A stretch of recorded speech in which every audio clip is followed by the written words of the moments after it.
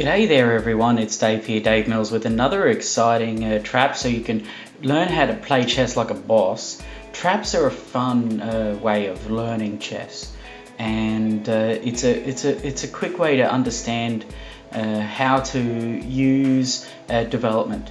And basically a mistake in development means that the opponent can get quite a bit of acceleration against your centers of gravity.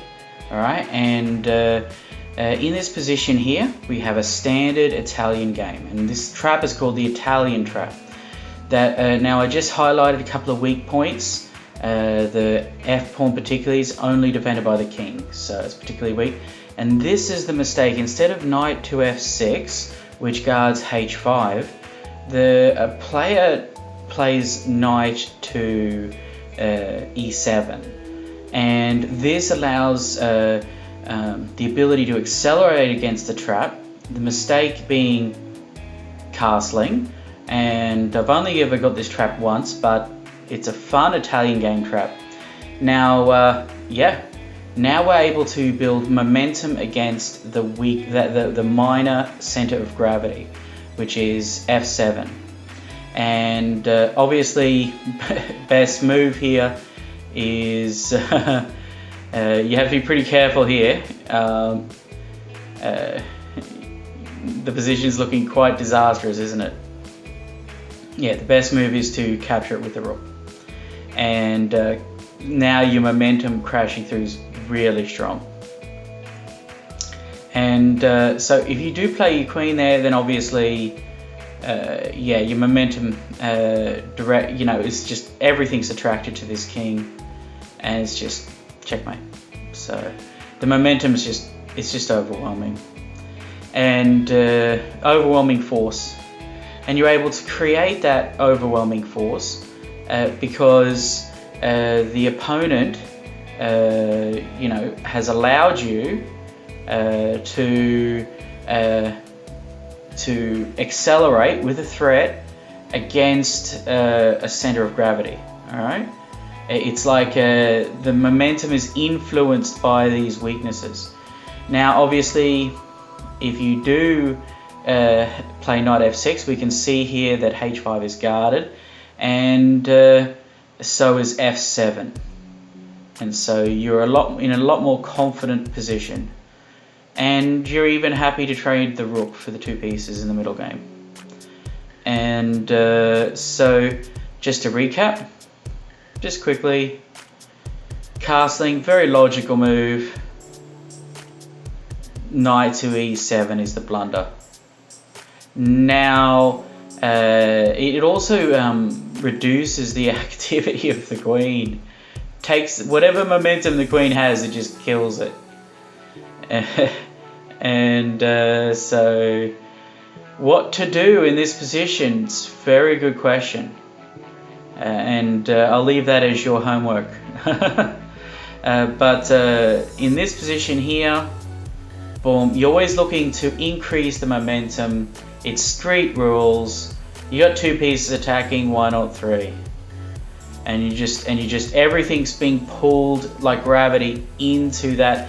All the momentum is being pulled into that weakness, and it's particularly weak because of the larger.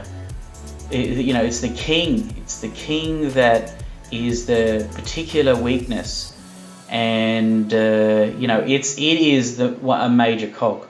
Because obviously checkmate is the name of the game, and to destroy their pieces you need activity, or more specifically momentum. Momentum is the value of the pieces multiplied by the activity. So it's not just the squares you attack, it's the value of the pieces attacking it, and how to increase. You can actually increase the value of pieces, or actually the momentum of pieces, by working them together. And the king, just that subtle difference. But one move reduces the momentum of that queen, and another move actually prevents their queen from gaining momentum against the weakness of f7. So do you see how understanding these basic things will help you to really, because it's called the DMT theory, the DM theory, the development momentum theory. See, so because of the mistake in development, all right, because the development, choosing a less active square, the wrong square, can you see how that's killed the any momentum you had in your position? And it's allowed them to have significant force against your position. And in fact, in this case, overwhelming force, overwhelming momentum. And also we see that what happens when you can combine angular momentum with linear momentum. Well, the queen and bishop are attacking down lines, linear momentum, and they're combining their momentum against f7. But the knight is able to, it's important to think of the knight's radials, 8 squares that it can move to. It's important to think of that as squares that, it's very, very important to think of that. Think of it more like arcs in a wheel, okay? And if you think about it like that, and you start looking at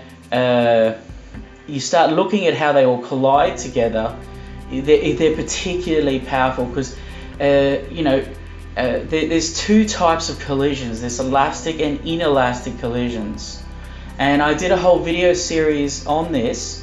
It's called the development momentum theory of chess, and then just dash collisions. And but I didn't get into it as much detail in some ways as I'm doing now. And like elastic collisions are like when you have batteries, when you have pieces that are bouncing off each other, and where your pieces are colliding together and they're bouncing off each other. And the other is obviously inelastic collisions when they're working together down a line. So that sort of understands the physics of the two engines of wars, one that discovers attack and one that's a direct fire, and it's about time on target, and so development is, I'll get, you watch the video when I go into the details. I can't go on anymore. I'm talking way too long. Alright, I was trying to keep the size of this video down. Okay, press the doobie-doos below, subscribe, leave your questions. I got all the answers. I've worked on this for 20 years. This is a whole new revolutionary way of looking at chess. Alright, take care. Bye!